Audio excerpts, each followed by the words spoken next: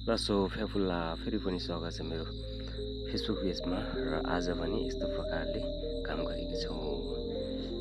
हल्का चार्ट पेपरमा यसरी ड्र गरेर हैन त्यसको यसरी छेड्नु पर्ने हुन्छ। यसरी छेडिसकेपछि यसरी पाउडर हालेर छाप्नु पर्ने हुन्छ है।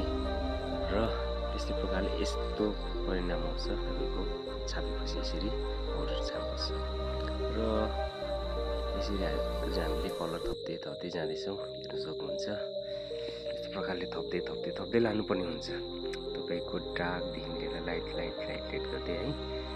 अन्त यसरी कालो रङ गर्दैछ यहाँ मेरो बुढीले र यसरी तान्नुपर्ने हुन्छ। यसलाई चाहिँ तपाईँको आकार चाहिँ हुन्छ है।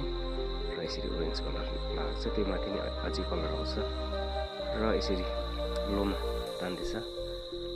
लोमा भनेको पत्ता तान्दैछ यहाँ बुढीले है। र तेस्रो दिनको काम चाहिँ हामीले यति कम्प्लिट गर्यौँ।